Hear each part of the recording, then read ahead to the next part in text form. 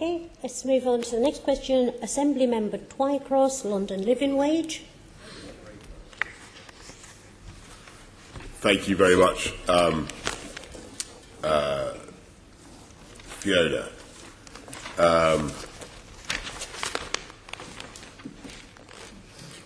3322.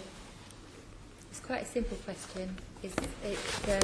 Thanks. Yes, it's a very good question, and the answer is that we won't be changing the methodology to calculate the living wage this time round, because it's very important that the process should be independent, or independent of me as a politician, and it calculates the income individuals will receive after taxes, benefits and tax credits for the year in which the living wage is set. That's how it works.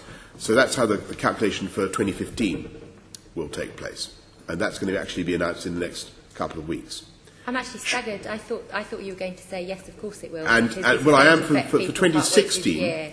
If you just allow me to complete the answer.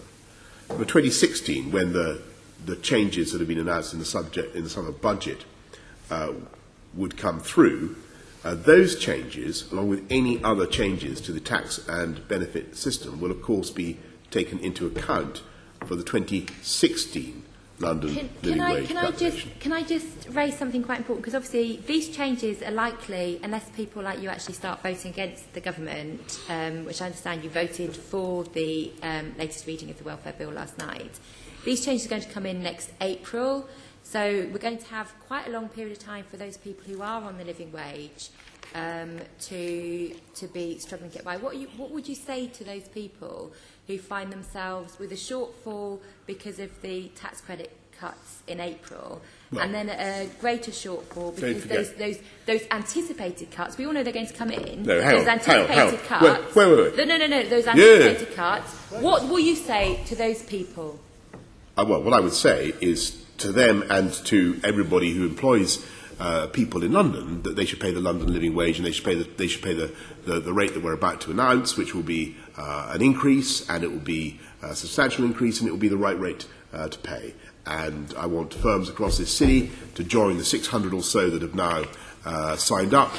They put, I think we've got many tens of thousands of Londoners now benefiting from the living wage. Yeah, we can go through the list of your suggestions. Well, I think you should. What steps are you taking to lobby the Chancellor to get his reforms right? As you say, they need to be amended to get them right, and help mitigate the impact of the policy on tax credit. What I'm doing is campaigning, as I hope you are, for the wider take-up of the London living wage.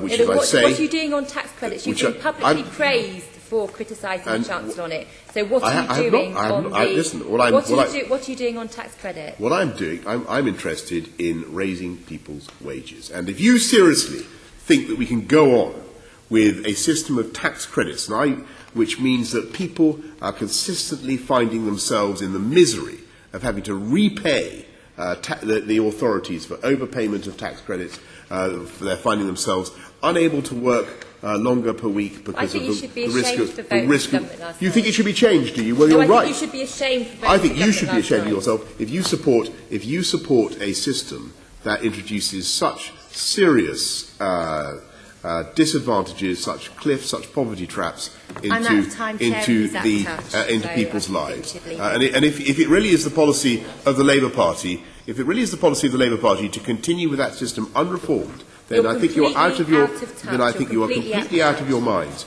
Okay. I think actually it's you who are out of touch. Yes. I think it's you who are out of touch. Mr. Mayor. And what I want to do, I want to raise people's wages with the London living wage, and that is by far the best way forward. Thank you.